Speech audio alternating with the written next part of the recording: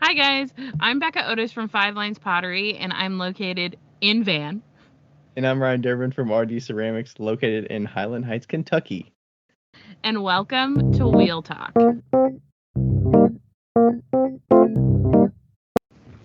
Hey everybody, thanks to all of you that joined us at NCECA in Richmond this March. We really enjoyed our time there, and also big thank you to NCECA for co-producing the recording and everybody that helped make it possible. So that included Ben Carter, as well as Cole Collier for helping do the sound recording, and all of those audience members that joined us for our talk. Thank you so much, and we hope to see you in 2025.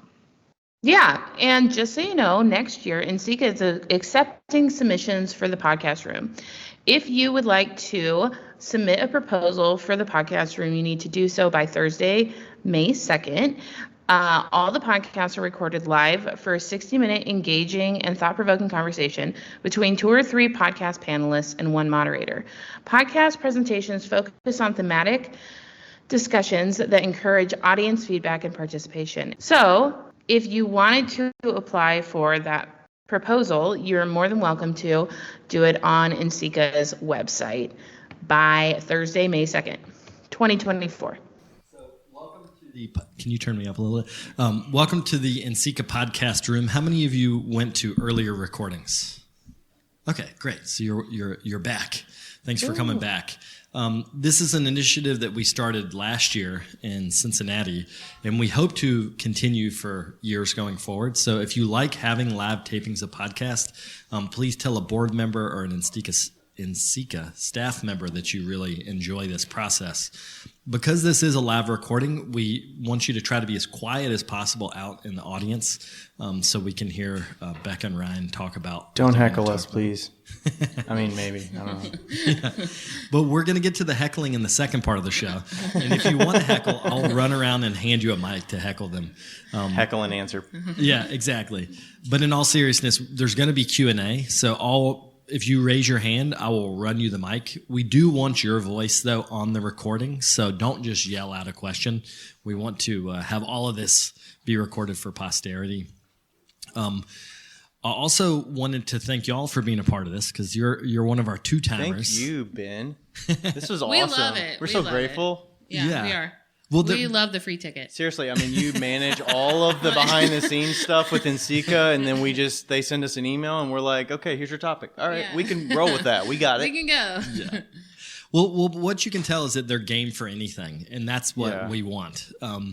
Going forward, we're going to be accepting submissions for podcast topics and even having groups of people propose a topic together and essentially be matched with a podcast host, so that you can come up and be a part of this process. That would be so like cool. a live interview. Yes. Sort of. So that'll be the entry for that, I think, will be in early May. So look for that on the NCECA website. That's NCECA.org.com. One of the NCECA websites that you all obviously use to register to get here. So without further ado, Wheel Talk. Ooh, thanks, Ben. Awesome. Yeah, when Ben was inviting us, it was like, yes, I'm definitely going to do this. Yes. Becca would not be here if we weren't doing this. So right. It was a long travel. So listen, if I'm not getting a free ticket here and if I don't have to be here, I'm not coming. So I'm sorry. We I love are all here. you guys. Yeah, thanks, Ben. All right. We should introduce ourselves. Yes, we should. All right. We don't want to assume everyone knows who we are. So I'll introduce myself. I'm Ryan Durbin from RD Ceramics, located in Highland Heights, Kentucky. And I'm Becca Otis, and I live in a van. From Five Lines Pottery. Oh, but I'm from Five Lines Pottery. And welcome to Wheel Talk. And welcome to Wheel Talk. Yeah, so I've been straddling part-time pottery, but also it's like really a second full-time job since 2013, I guess. Since I graduated college, I do a tech job in UX engineering, which is like web development stuff. And then I've been doing the pottery business and growing it little by little since that time. And I'm just very driven to do it full time someday. I've do a lot of art shows and things like that. I've had a studio assistant for a number of years. Erica's right there. She's my studio assistant for the last couple of years. She's awesome. She's amazing. And that's my story. I'd love to do it full time someday when it's right. Usually I say these days it's like when I have enough job satisfaction dips from my full time job, because it's really hard to walk away from a really great salary and benefits, and my managers and everything are very flexible and they understand and they know that I can leave if I want, but they're happy to have me and want to keep me as long as possible. So it's hard to leave that. And we support full-time people doing a part-time hobby because you got to live your life in the best way possible. Yeah. So that's me. That's you. And I'm Becca, and I have been doing pottery I've been doing pottery since I was a sophomore in college. And then I have been selling it full-time since 2014. College, I don't remember the year of that. I think it was 2009. And so I have had a storefront in Washington, a community studio. I've been doing it. This has been my primary business. Like, I've never had part-time gigs. Once I had a part-time gig when my tent flew over. But like, I've never really had a part-time gig for this whole time. I am poor. And I love it, kind of. And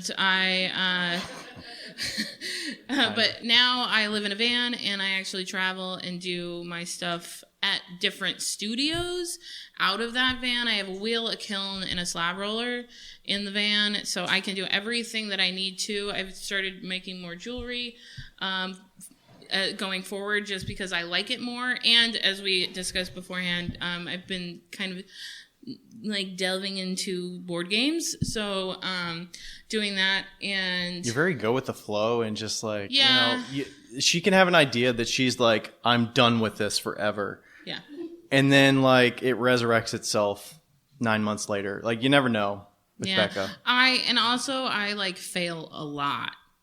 Like, that's very important to know, that I am like one of those people that will think that I'm going to do really great, and then no money comes of it. And so I'm like, great, got to turn now. I have to figure out how to make money now, So that's pretty much me. And I always say that if you have never listened to our podcast, I am the Jar Jar Binks to his Obi-Wan Kenobi. So, and I still don't know that reference. Yeah, he hasn't seen Star Wars, but don't give him a bad time about it. We've done it enough. The gasps! Oh my gosh! But yeah, so he's kind of like, I wouldn't say he's the brains because we're equally smart, but he's more goal oriented and like driven and structured, and I'm more like, meh, we'll figure it out. So yeah. What's our topic about? So this was going to kind of I was going to ask you a question that kind of goes into the one question that was, you said to me recently about, you feel like you're making the best work that you've made ever, but you're struggling with it. I'm making the best work I've ever made in my entire life, as I should be, because I'm at the end of my entire career every day. But I hope that made sense. Each day you're improving. Yes. I'm making gallery quality work. I feel like I'm making gallery quality work, and I have never sold less. So, and one of the questions was from Sarah Catherine Clay. Thank you, Sarah. Was, how do you reassure yourself when your work is not selling? Right. All I can say is drugs. No, I'm kidding. This is not a support of drugs. I don't do drugs. But yeah, and so we were kind of talking about that in the van as we came in here. The whole topic for this entire conversation, quote unquote, from NCECA is resources for your business. Resources for your business. This is very vague. And I think that, a Google search away is when like a lot of resources are a Google search away. But what aren't a Google search away is like us talking about personal experiences and different things that you can, like, you're like, I didn't know what to do, so I did this. You can't Google that. Like, there's only so many forums.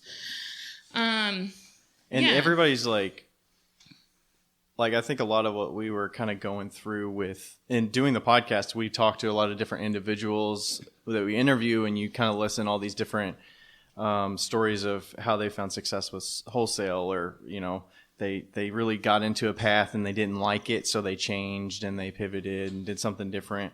So you kind of like learn from their experiences, and it's helped my business significantly of like, what do I actually want to spend my time doing? What do I not want to spend my time doing?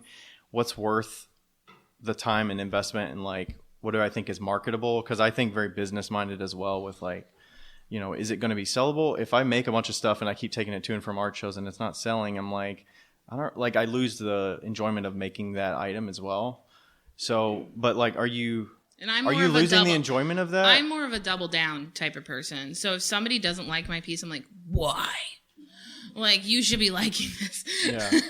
No, I will not sell that for $75 instead of $98. But you might, like a week later. But you might be like, you know what? Like, if you catch me at the right time. But since you asked me, can I have this for $75? You're like, no.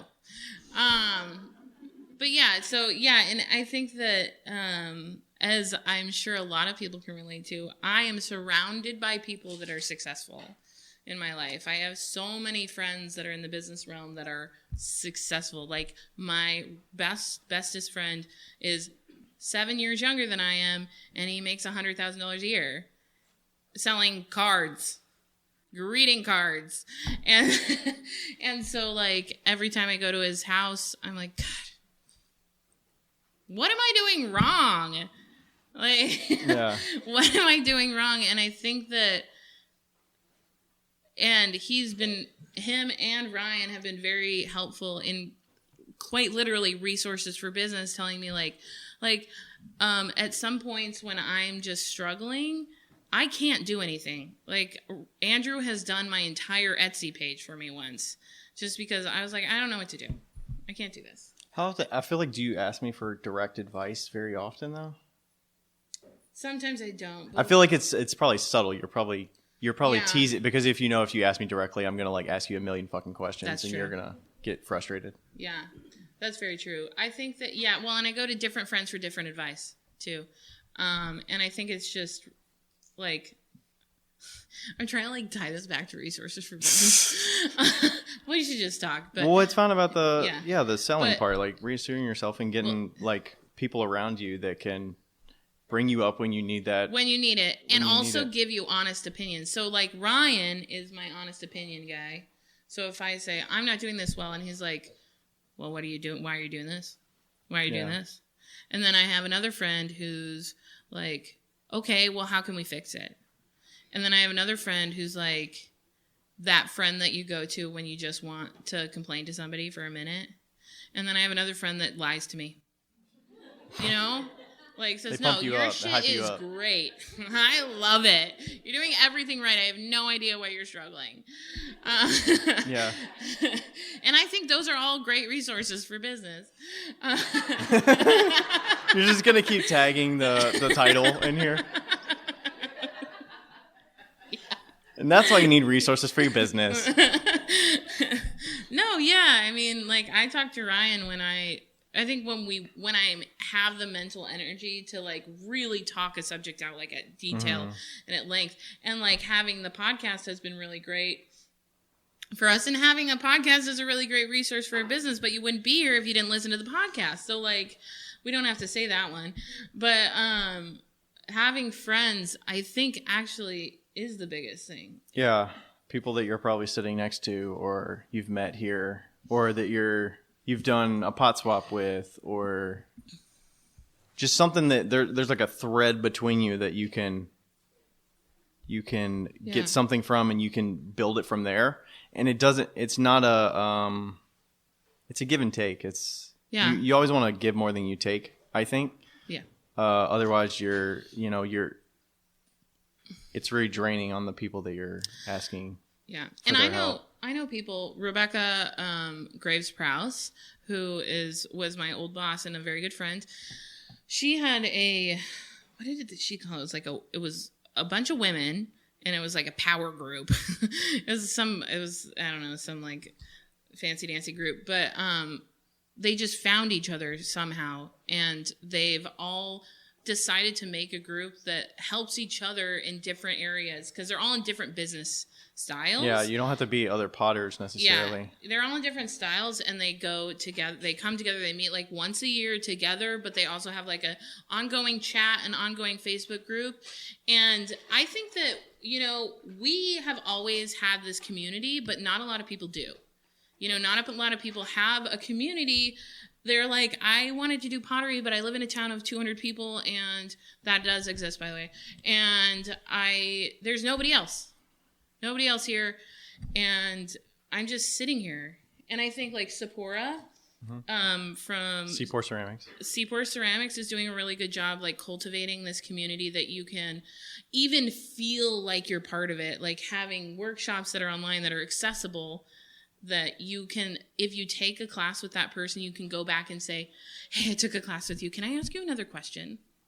Like, and or have you tried that? Or Have you run into this issue so that you're not going to the source of like the person that's probably bombarded with questions, but you also paid for it, so like you can probably get away with some of the questions that are, but you've also like given some effort into working your way toward trying it before just having very broad statements that's going to put a lot of work on them. Right.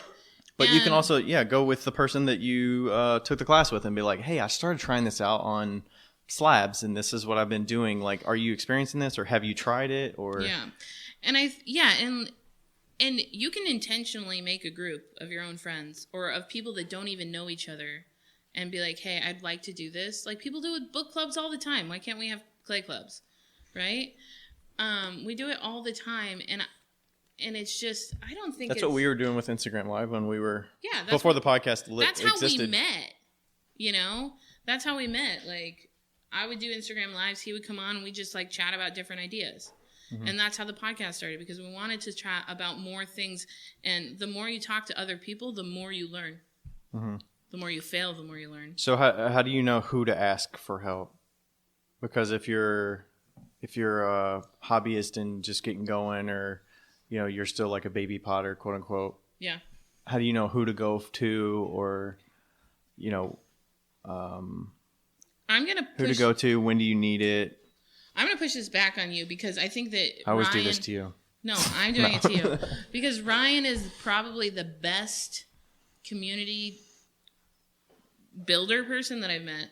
I don't know how you've done it, but the reason that we know so many people is because he has little by little, what I've observed is he's little by little commented on people's photos, dropping breadcrumbs everywhere, dropping breadcrumbs, like little breadcrumbs, not coming on too encouragement strong. Breadcrumbs, like, and also like, hey, if you see something you genuinely like it, like leaving a comment to another potter of yours that you appreciate and say like, hey, I appreciate the work that went into that, or because you know what's involved, and like, hey, we're in this together, like we know what you go through. So it's like, I know what that involves. Like, or like if I see something from, Kurt, and I'll be like, hey, like that glaze kind of like, he's like got a bunch of them. I'm like, that's not my favorite, but like, I really love that one, Yeah. That one, like, I really want to get that one. Can I get that one? And I'm like, yeah. And he's bought their pots too. Like, that's also a big thing. Supporting your friends and supporting the people you are in, like you admire, is really important for show. It's like a good first step to being like, I have this pot of yours and it's lovely. I'd really love to talk with you someday if you had, like, if I could, that's another thing we were going to talk about is how to ask.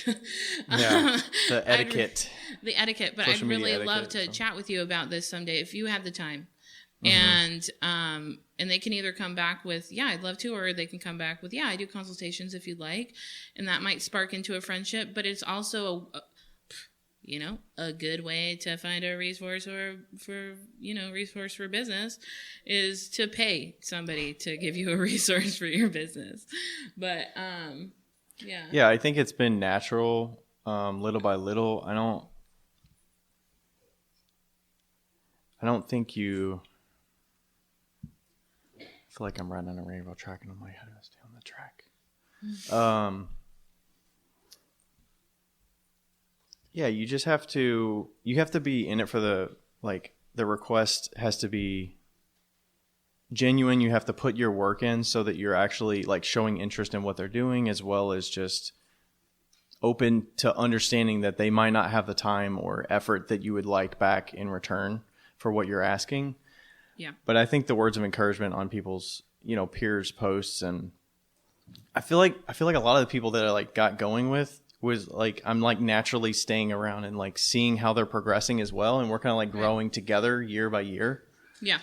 I hope that's still a thing with Instagram, that people that are still early in it feel like they're not behind the game and they're too late, I think that some people, in high school when you're a freshman, right? And you try to become friends with a senior, and it's just not going to happen, right?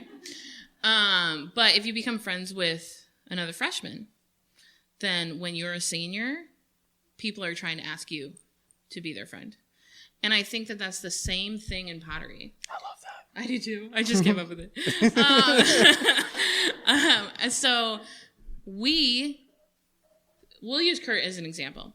Kurt Hammerly started becoming popular when we were hobby potters getting or beginning our business. So when we were messaging him, he was reciprocal.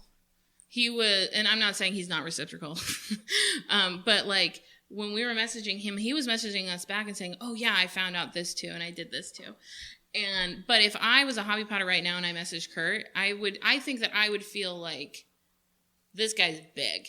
There's no way he's going to respond. And then if he does, you'd be like, "Oh my God, what the hell?" But now that we have grown that relationship with him, he is a resource for us. Like we will chat and we will. I love talking shop, and we've had him on the podcast a few times. Yeah. And like every time I'm in Colorado visiting my parents, I go down and talk to Kurt and have a day with him. Like, so we didn't automatically reach out to that person that was like way above us. I've never talked to Steven. And it's also this year. It's also it's also kind of a facade, right? Like it's just a number. Like if they didn't know who he was, like he's just a normal dude, right? Yeah. So I think that it's not. Yeah. You don't have to glorify an individual because of their Instagram number, right? Reach out to the people that are at an equal level for you, because then you can grow with those people. Skill level and what are they starting a home studio? Do they already have it? Are they in their community studio? Are they using studio glazes and they're starting to like venture out and make their own glazes? Are they, maybe they hear an episode of the For Flux Sake and they're like, you ever talking about this of like absorption stuff? Like, do you know how to do that? Have you done that? Do you want to come over and we can like do absorption tests and like understand what the hell this is? And you kind of grow together. Hopefully you live in a place where you can have people physically in the same spot and you can do things one-on-one and just chat, and those organic conversations come up and you can spitball, or you're in a car for 8 hours with 4 people and you can talk about stuff. Or you can do it virtually and you're like, okay, well, we're going to have a virtual coffee for an hour every Friday or every other Friday. And we just, we show up and we do it just like you want to like schedule time to go in the studio, and you're just like, okay, I'm going to do it because I committed myself. I have discipline to do it, and whatever comes of it, comes of it. But accountability buddies. I'm not going to like just flake off because you know that you're working towards something. Yeah. Let's talk about how to ask. If let's say you are going to message Kurt. Let's talk about how to ask. So Heidi was sharing this recently with an interaction between her and I, because I was asking about wholesale, because I was doing my first wholesale show, but it was a wholesale retail show. So it was, having new customers come that were potentially interested in doing wholesale contracts with me. And I was writing a line sheet and I was like, okay, how do I did the work of like, okay, I know you need minimums, you need delivery, you need the paragraphs of like 4 different hot topic items, and then you're like, okay, but I know Heidi's done it a lot, so let me like reach out to her, let me reach out to Becca, but here's my draft, here's my first draft. It's got quite a bit of information in there. I've done what I think I can, which it was probably, I don't know, 80% of the way there anyways. And I was just proofreading it, and I reached out to her and I said, hey Heidi, like I'm doing this wholesale show, I've written up my line sheet, here's what I'm hoping that you can have a look at it and just give me anything that I obviously missed or I'm not thinking of, because you've done this. And if you can do that, great. If you can't, I totally understand. My thing is this weekend. And I texted her, but the same would be true for I think you should Instagram. email, personally. I'm an email fan. Yeah. Depends on the person. It depends on the person. When I first started out and I was first doing wholesale, Rebecca Gray's best friend, Jen, was like my idol for throwing, like where I wanted to be when I was throwing. And I sent her an email and I said, hi, like I'm new at this and I admire you. And if you have any time at all, I was wondering if you had any good option, like good advice for who has wholesale, like how to get into wholesale. And that way, if she didn't have any good advice, it could come in an email and be almost more formal. Say like, hey, I really appreciate you like reaching out, but I don't have the time right now. Like, you can't do this. But she didn't. She came back and she had like a list of like 7 things. And that's how I learned about Etsy wholesale at the time. That's how I learned about certain things. And I was really grateful for that, you know. But I don't think that if I had done it over Instagram, it would have felt a little bit more... It's disingenuous. Yeah, disingenuous. And especially, it was a little bit before Instagram was such a business tool, but... And I think some of it today, you can put stories out and just say, hey, I'm interested in hearing about if there's anybody that has experience with this specific thing, and you can get, and I was just thinking like, okay, what if they listen to an episode where we or somebody else talked about some topic and, oh, well, I listened to an interview recently and Heidi was talking about pricing your work. And, you know, I've been struggling with that. So like, did you listen to that? Did you have any takeaways, or like, why don't you go listen? Can you listen to this and then we can talk about it, and we can talk through like how we're thinking about it as well. And you kind of give them a resource to do some research or look into, and then you can come back together and figure it out together, sort of. Mm-hmm. And if right. And also on top of that, if you feel like if you're looking for information that you feel is important, like you need it, right? Offer to pay them. And you don't have to pay, or you don't have to offer much, but it's like, I'm at the Tills of Kiln in Utah right now, and Joe, he has like the paint your own pottery studio, and if somebody drops something on the ground and they offer to pay, he's like, no, it's fine. Like, it's free. But if they don't offer to pay, he's making them pay. Okay? So it's like that. If you show them some sort of kindness, hey, you should expect them to take it, but if they don't, they know that you value them. Mm-hmm. You know? Like, but if you're like, hey, what glaze did you use on that pot yesterday? That's so cool. I love your stuff, by the way.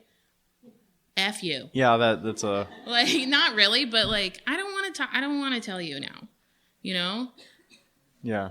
I think one other note that I was writing about, like, if you go to your other shows like close to you, I think it's always good to make rounds and see the peers of yours. If you admire something they're doing and you purchase a pot from them and, want to connect further, not monopolize their time at the booth, but, make some connection with them, and maybe they're another resource for you. And it could be that they're in like Indy 2 hours away, but you can, from me at least, and, maybe you have a new friend in Indy. And you can, if you're in town, you can have a drink with them or coffee with them or whatever, so you can catch up and see what's going on. How are you planning for your year ahead? What shows are you doing? What are you thinking about? I'm thinking about maybe some shows coming up. I don't really know the market in here. Like, do you have recommendations here? I think that's a good way to get a face-to-face with somebody, because through social media, it can feel like everybody's the same. It's hard to like get a judge of like, okay, why are they asking me this? And like, what's their angle? Or, it just can feel more like you're in the moment and you're just chatting with them, and something can form of it or nothing can form of it. Like, maybe you just don't gel with them. You're like, oh, they're different than like what I expected, or that's the bummer, isn't it? Like when you meet your hero and they're awful. You're like, God damn it. I really wanted to talk to you, but you're kind of terrible. And we also mentioned this in the car. We were talking about, Jessica mentioned this. She was saying there's a vast amount of information out there, and we kind of hear it. We've probably heard the same thing multiple times, but at some point, you're only accepting of the thing that's in front of you. Like, you're only looking for answers of the thing that's in front of you, and maybe you've come across an answer to something that you're going to experience a year down the road, but you're not at that point in your life, in your business or whatever, to be able to receive that answer in the time that you hear it. So, you might need to come across it way later, and it's like, okay, like that's exactly what I need to do. And it's just so obvious. The example was I need to open a separate business, a separate account. It doesn't have to be a business account, but a bank account that's separate for my business so that everything is siloed in one place. And Ryan sounds so easy enough. And I'm like, why did it take you to listen to the Rebecca interview? It's like, we've said that to hear that, because I feel like we've said that a bunch of times. And I was like, oh, well, we talked about that with the small business taxes with Jamie Boyack. We did that back in the day. Like, we talked about that. Definitely. She told us that. I remember that. Yeah. And she was like, well, I didn't need it then. Oh, well, I don't remember that. And I was like, she was like, but it just like in the moment, you run into it and you're like, how do I organize this shit? And she's like, oh, I just need like a separate account. And that sparked it. It's like, oh, that seems obvious, but it makes me feel better that we can repeat ourselves and people are going to accept it at different points because people find the podcast at different points too. Yeah. Yeah, for sure. I was just going to say something. I forgot it. I always know your go-to statement is for sure. For sure. Does anybody else notice that? Wow. Yeah, I think that also, okay, when you're young and when you're in college and stuff like that, old people give you, I mean old in the sense of people that are older in the craft, I suppose, give you advice and you're like, shut up. Like, I don't need your advice. But, and I agree.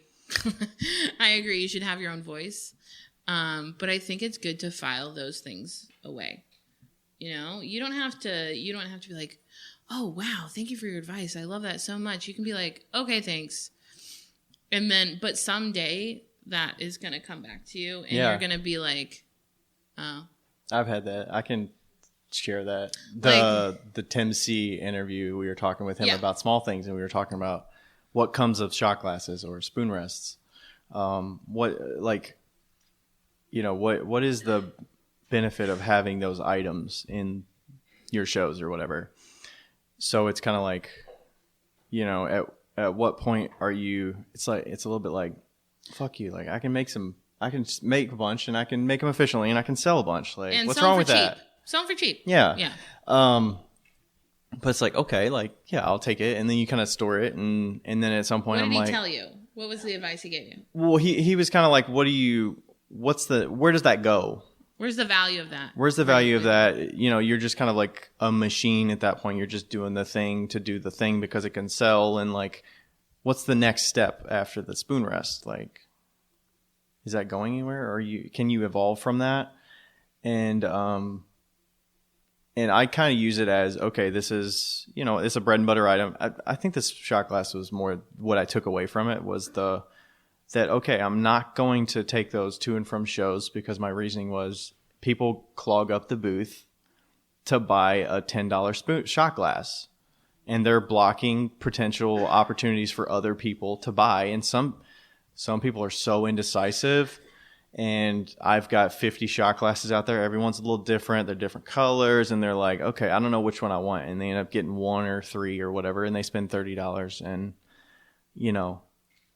and also it's just like cumbersome. You take it back and forth and you got to manage inventory online and in person and stuff. So it was like, for me, it made sense to just, okay, you know what? I didn't take shot glasses to any shows last year and it was fine. Yeah. I sold them online. I keep up with the inventory. I just have one shelf of it. I can keep up with it. And I also sell them to wholesale. Like the money that I'm leaving on the table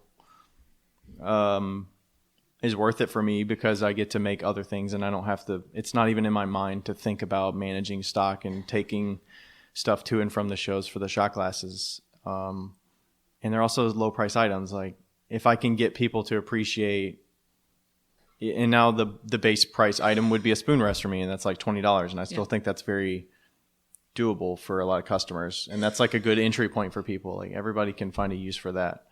I just feel like it's I don't know that he was dropping a breadcrumb in me, I think. Yeah. Of like deciding. For sure. Yeah. I also have something, I'm changing the subject kind of, but I was just thinking about how it's interesting how people approach NCECA specifically. So me and Ryan and I, we come to NCECA not to go to any of these talks. I haven't been to one. I tried to go to one and I got bored and I left. And not really. There was a lot of people too. But and some people go to NCECA to go to the talks.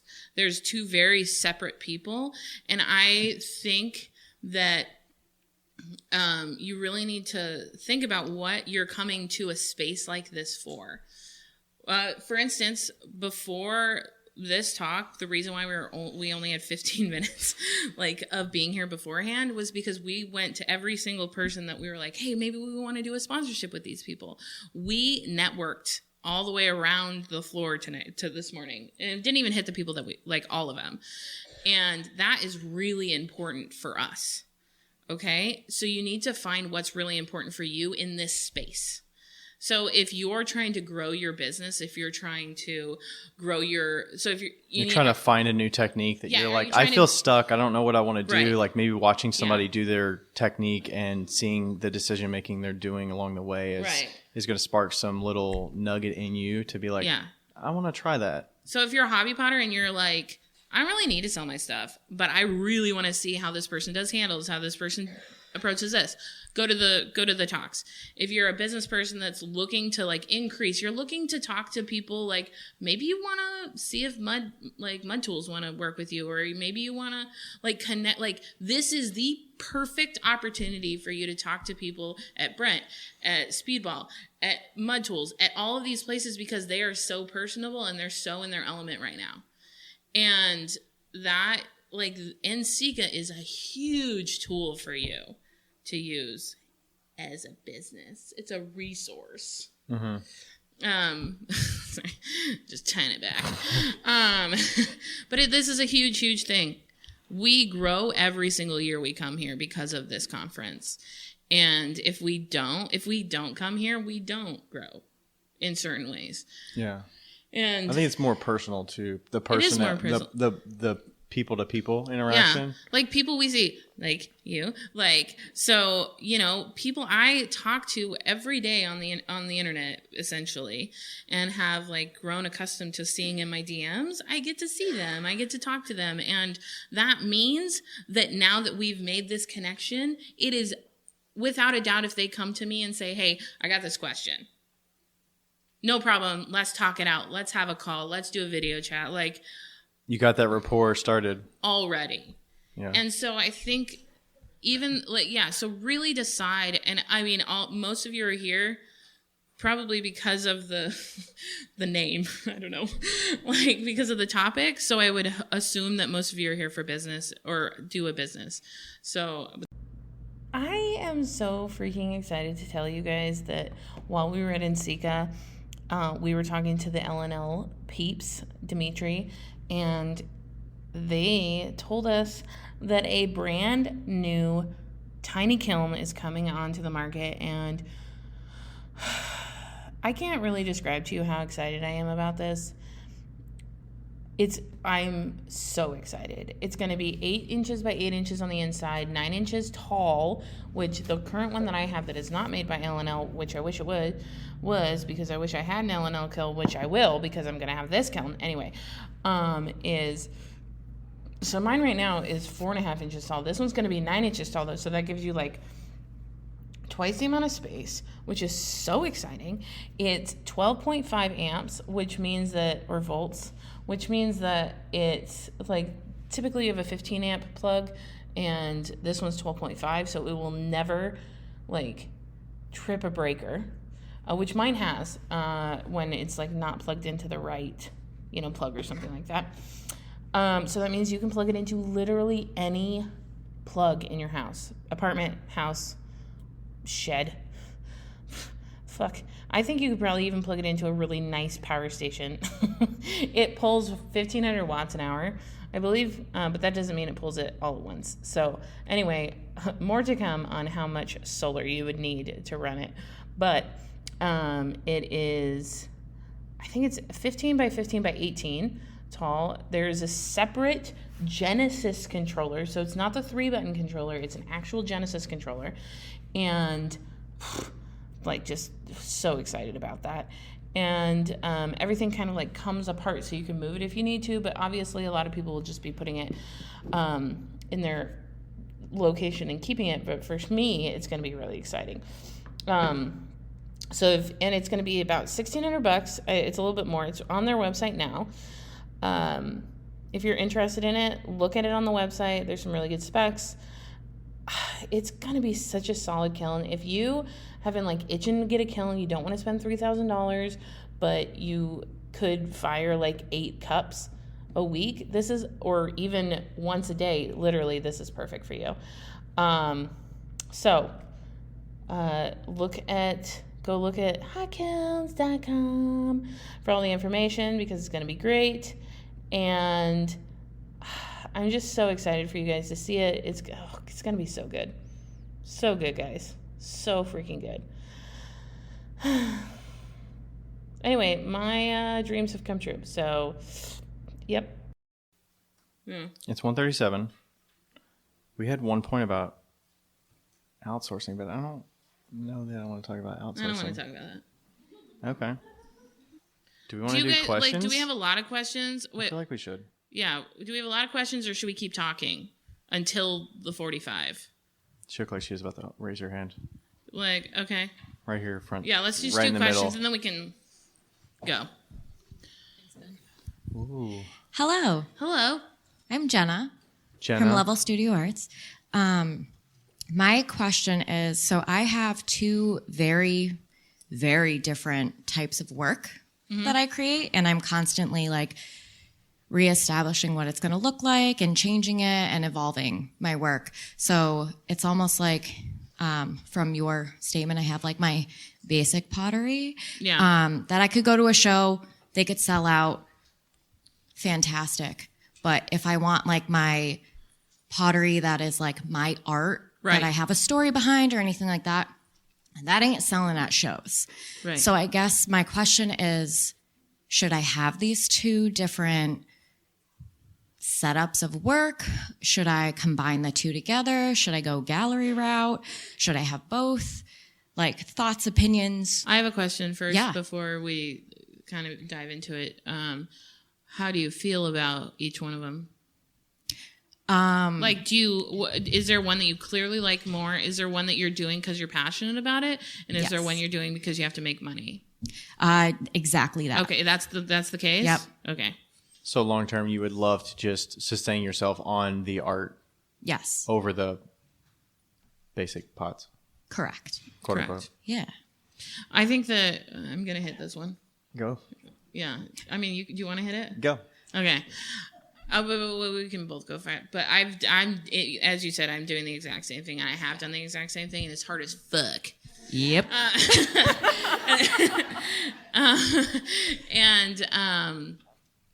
Personally, I'm not a fine. I consistently have said recently that I am a fine art booth at a farmer's market show. Okay, because that's actually literally what's happening. The only show that I'm doing is at a farmer's market right now. So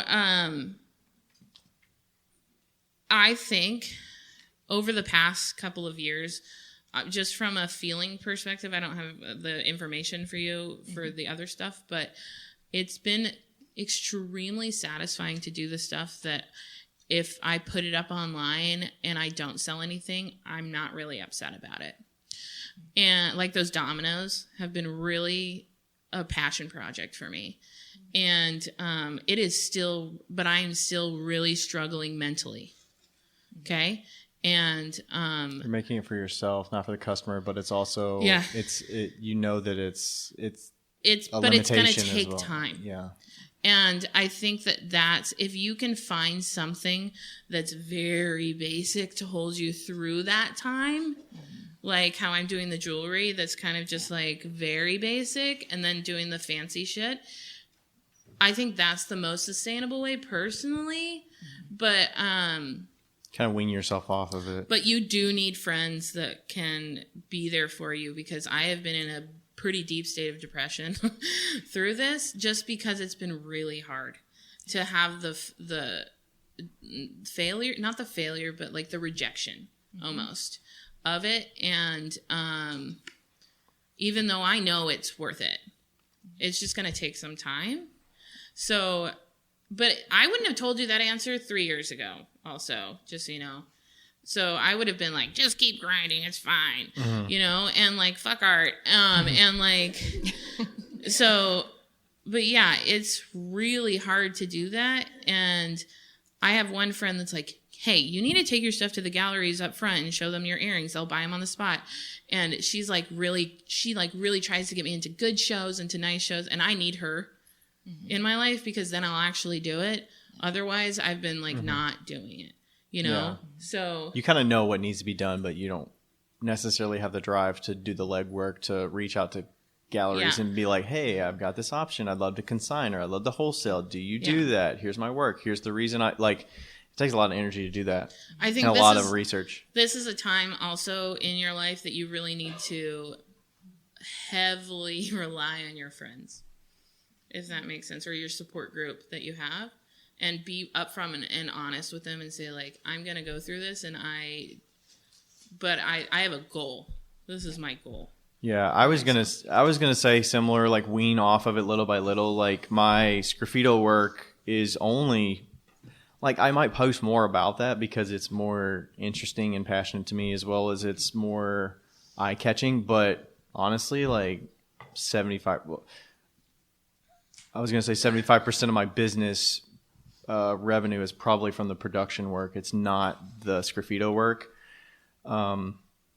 But also I realized if my whole body of work was Sgraffito work, my body would not be able to handle, my hands could not handle the carving, and Erica could not, she can't keep up with the like underglazing every single pot that needs to be underglazed, because I don't do any of that. Yeah. Can we physically handle that, as well as, do I have the market to actually sell all of that to customers? I don't currently have that. I'm growing it little by little by little. And then I'm realizing, like, okay, I would love to do the carved mugs and the carved bottles, but I realized for every carved mug I sell 10 carved bottles. So like, hey, shit, I can crank out a bottle in 3 minutes on the wheel. I don't have to put a handle on it. Like, that's great. I'm just going to do that. And it costs $5 less right now. Like, people are going to buy those way more. So like, if I don't have to make mugs, like, that's great. Maybe this is my shoe in to making forms that are simpler, but the graphic design part of it carries it. And also it's more enjoyable to make because it's less time consuming. I would also say like a healthy ratio too. Like if you are doing like a shitty show or, farmer's market or whatever like that, having a healthy ratio of like fancy pots to shitty pots is really like good to have. Get some different price points like too. 20 to 80. And then maybe if you're at a fancier show, 80 to 20, like, you're kind of like, or if you're at a really fancy show, just go all out. But having that, like, almost like having a safety net is a really good feeling, but it also gets people really interested in your work and like gets people. But that could be wrong too. I think the idea I was kind of spitballing as well at one point was like making the basic work can carry you and it gives you a longer runway, so that as you lift off to the other stuff, it's not such a drastic change. It's not like stopping tomorrow and starting on the other body of work. I just feel like that's so risky, and I'm very risk averse, so I wouldn't do that. But I think it gives you that like stockpile of savings, and the business is stable, and it gives you reliability. And if you're like happy enough making it, and you can make money with it, and you can also like increase your prices on it so that you don't have to kill your body to keep up with the demand. Oh, I have another question. Is this your full-time gig or are you part-time? Part-time. Oh, then just go for it. Oh, the part-time also helps too. I'd love to be full-time, but yeah. Yeah, I guess we were just approaching that as a full-time situation. I would apply that to part-time too. Well, okay, your part-time's like a fucking full-time. Like, but the same, like you can experiment with it part-time because the risk is not as high. The risk is not as high, but like if you're not financially dependent on it too, and you feel like you're over the other stuff, and if you keep doing it and you're gonna burn out, go the other way. Okay, that's what I would say. And then, are you mentally strong enough to go through those? Like, how the hell do I sell this very art level work that is like gallery level? And maybe it's galleries. Maybe that makes most sense. Like your stuff looks better on a pedestal. And it makes the most sense for that. I think the best learning experience you could probably have is spending the money and applying to one of those fancy shows. And just going all in for one time, more as a research and development. When you say show, do you mean an exhibition, or do you mean like an art show? Fancy art show. Yeah, like a fancy art show. Like I don't know, where do you live? Massachusetts. So like, apply to the Smithsonian show. Apply to like different shows that are out there that are close to you that are like maybe $800 to apply, and like save up for it, but like do it. And then while you're there, walk around and look around and see what people are doing and ask people questions. Yeah. Okay. Thank you so much. Thank you. All right. There's a couple right here. Oh no. And one on that side. You guys didn't say you were going to have questions. And then you all... Good thing we saved it. We got 13 minutes, so. Oh, we got 13 minutes. Okay. Hi. So we're all from Berry College in Georgia. And I was just curious, like when you're starting out your business, or when you guys specifically started your businesses, what was the hardest lesson that you learned? The hardest lesson to have good weights on your tent. I'm sorry, but that really was the hardest lesson. Yeah. Oh, I'll tell you my actual hardest. Yeah, I mean, I think my standards of the quality of pot that, like, I save every single piece that I make. like I find it hard to just throw things away. So at some point I will test it and stuff. But I don't know if it's a lesson though. A hard lesson to be like, you don't have to be so attached to every single pot. But you see this slow evolution over time. But I don't know. I feel like might have it come back to me kind of situation. Okay, I'll talk because I got a lot of those. All right. Okay, there's a couple ones. He actually has done really well. I say that he's been successful his whole life, but he's like really calculated, so he doesn't make a lot of mistakes. But my biggest lesson was unfortunately and fortunately for me, my first contract was with Starbucks. And so my biggest lesson was that I need to have a contract when I get into big corporation situations. I need to hold my ground. And also, like, you have to realize that the people you're working with are also humans. Like, even if you're working with Starbucks, you're still working with somebody who lives in a regular house, goes to a regular job every day, and they don't know anything and you don't know anything. That's a big, big thing. So I think that was one of the biggest lessons that I fortunately learned quickly. And also, I think the very first show that I did, like really, truly the very first show that I did was like it was in a convention center in the Tacoma Dome in Washington. And it was like $800 for the booth. It was not the show I should be doing. And it was awful. And I needed to start small, but what that did for me was it showed me like what I actually need. Like I need shelves. Threw you right in the fire. Yeah, like so you can you can go through life two different ways. You can go straight into the fire, which is usually unfortunately how that happens to me, or you can calculate and move through life. So, yeah, so like that's probably what I would say. Start slow and move up. And also, honestly, though, have the right weights on your tents. Because I don't know, you probably don't know, but my very first outdoor show, I lost 90% of my product because my tent flew away and my shelves broke. So because of the wind. And she had to make it was on Mother's Day for the next weekend. She had to make all the product to fill her booth the next weekend. For the next booth. And I had a really great support system, so they helped me out. But I remember texting my mom being like, "Happy Mother's Day, all my shit broke." So, yeah. There's one right here. Hey, so I'm also a college student. Hi. I'm not in a business yet, and I'm not sure. How do you get from my friends and my family support me and love me to I want strangers to like my work? I think that, how do you get from point A to point B, point A to point B, and getting from all right, I have this really great following and support system of my family and friends, but I don't want them to just be buying my work because they love me and they like me. I want strangers to like it too. How do you get there? I think you have to be vulnerable and be willing to sign up for shows and getting in front of people and just be open that something positive is going to come from it. Yeah. And just go in with a positive mind so that you know what you hope you're going to get from it, and you know that it's going to you're going to be awkward. You're not going to know how to talk to people. You're not going to know how to display your work in the best way it should be. You don't know if the pieces there are going to sell or if they're the pieces that people even want. But I think that's the best way to just organically grow it very slowly. Yeah. That would be my suggestion. I would say, where are you?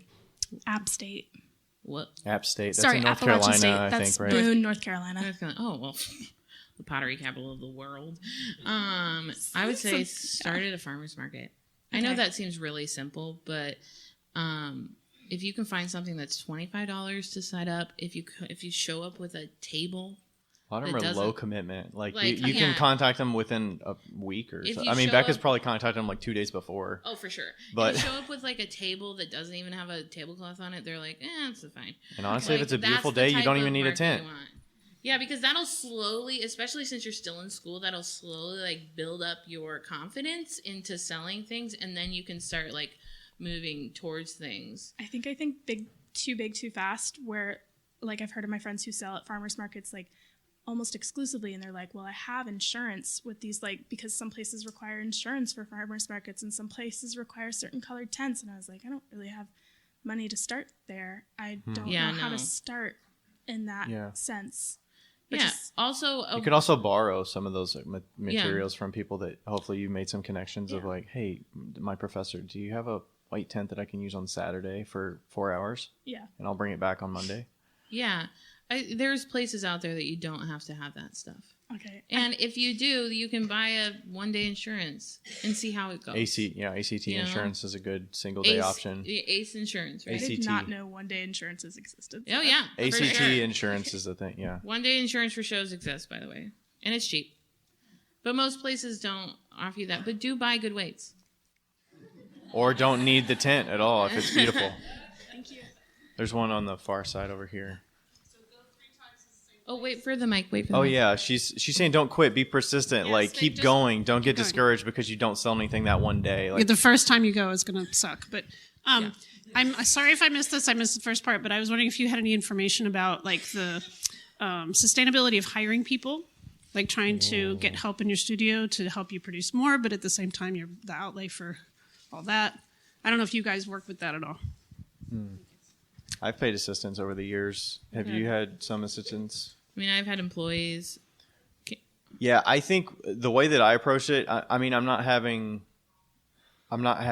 assistants doing ungodly number of hours, they're working 20 hours a week or anything like that. Erica works 4 hours minimum, maximum 8 hours.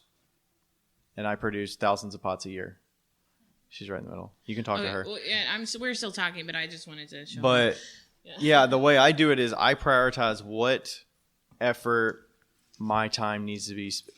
I have a limited number of time to do what I do. So my value is in doing the things that I can only do. And that keeps the standard of my product where it is. So the easy things off the list are prep clay. Somebody else prep clay for me. I haven't prepped clay in like 4 years. I don't know. That's why he doesn't have carpal tunnel. I still feel it a little bit in my hands from throwing, but because I'm very tight. And then, like making glazes. Obviously, that's a risk because somebody fucks up a bucket of glaze. It's happened. That's happened to me, but it turned into a great but, glaze. Like, you can grow through that, right? You can hopefully risk, and it's okay. But if you're making it for a whole community studio and you ruin shelves and glaze and but I'm very calculated in like testing it and, here's the recipe. Can you follow the recipe? Maybe walk. It feels so, like you're babying them because you're walking through it so simply. But if you have somebody that you trust that is detailed enough and you trust them to do that. But I've also had people do that. And then I'm like, you know what? I might not want you to do that. And I either... I've had 2 assistants at one point at the same time because I didn't want to say no to one of them, and we made it work. And you pick and choose what skills make sense for those people. And, maybe some people are good at just, prepping clay or stamping boxes with your branding or bags. Or my wife packs a lot of my pots to go out now, so pack and ship. I think you just have to tailor it to what their skills are, and it's really hard to find the right people too. I think that when I was talking to Kelly over at Speedball about having employees and stuff and she said that, it really matters if they're willing to work hard and if they have a good personality and if they're good humans. And a lot of things are trainable. After that, everything can be trained. And so I think that those and coming from like hiring people and managing people, that's very true. And so, and I don't like, it depends on how you get those people from like, and it could be somebody that's like, they just want a side thing to get themselves out of something they're doing. And they just want to do something for 3 hours a week or 4 hours a week. And they just want. Reach out to colleges, see if they have anybody. And because colleges have a lot of programs for that type of stuff, but I think that they don't even have clay. They don't even need clay experience in some. Yeah, some really, of these truly aspects, not. So. When Gravesco was hiring people, they didn't want you to have clay experience because once we did, they were like, "Well, I can do this." And we're like, "We don't want you to do that. We would like you to do it our way." And we would tell them, "We need you to act like you know nothing about clay right now while I train you in this." And they're like, "Well, what if I do this?" "I don't want you to do that." And so I think it's really good to actually have somebody that doesn't. And but really look at their personality and their work ethic. Yeah, I think some people have done little trial periods where you do it for a week or 7-day period or 2-week period, and you kind of try it out and say, "I will pay you for the trial period. This is what we're committing to for now." And then we'll kind of reassess and see, where your skills lie and if I feel like you're a good fit for this or not.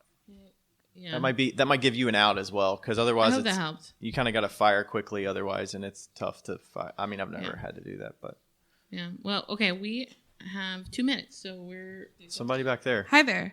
Hi. I want to ask, how do you define success for yourself as an artist? Like, what's your I made it moment when you were like, finally, I'm a successful artist? I just want to ask because like I have work for sale here in the gallery, and I still question like, oh, am I an artist now? Did I make it? Am I that guy because I'm selling here in the expo center? Or, I still question it even though I'm making all these steps in my career. Before I answer that, do we have anybody after us? Like, what's... Yeah, if you can wrap up within the next 5 minutes, that'd be great. Okay. 5 minutes, okay. For me, just short and sweet, what I think of as success, I think that it matters not what any other people think of you. What you feel like your success is matters. For me, that looks like me paying my car bill or my house payment every month. That's what that looks like. And for me to live, I will be successful if I make $30,000, and if I like the stuff that I'm working with. Mm-hmm. I think that you are not successful if you're working yourself too hard and you end up burning out. That's what I don't think is successful. But I think that success in our society is extremely overrated. And whatever you're doing to get by and to be the best person that you can be is what, like it's great that you have stuff in the gallery. It's also great if you don't, and but if you're selling and you're making and you're happy, that's the three things that I think you need. Yeah. I think it's best to gauge yourself based on where you were yesterday. Are you moving in a direction that you want to be moving in? Are you progressing? Are you challenging yourself? And do you feel like, I think it all goes back to you. Like, I don't think other people should define whether you're successful or not. It's up to you. Are you, you apply to shows and you don't get it. Like, I keep getting denied from this one show like over and over, and I'm like, I'm gonna persist. I'm gonna get in this fucking show. This year he was like, got denied again. He didn't even have to say the show, but yeah, I'm like, it's a moment. It's a personal challenge for me, and it's. I think you have to set those goals for yourself and push yourself to be. And I think the goalpost is gonna change. Like the success for you might have been to get in that exhibition and you got it. Okay, what's next? Yeah, what's next? What are you going to do next? It's what do you want to do next? Answer and question, right? Because you're like. And you get to decide. Okay, my next thing could be a month from now, or it could be a year from now. My goal is this thing that I would like to get a year from now. But you don't have to have it so tied to I'm going to end with one thing that my mom always says. She says, and I think this applies to everything in life. She says, because I'm always like, ooh, I don't know if I can ask that person if I can stay at their house. And she says, if somebody asked you if you could stay at if they could stay at your house, would you say yes? And I'm like, oh, yes, absolutely. Why would you assume anything else from somebody else? And I think you need it. We need to ask ourselves, like, if somebody came up to us and said, bro, I just got into this gallery, you'd be like, wow, that's freaking cool. Why would you assume anything else for yourself? Right? Yeah. Boom.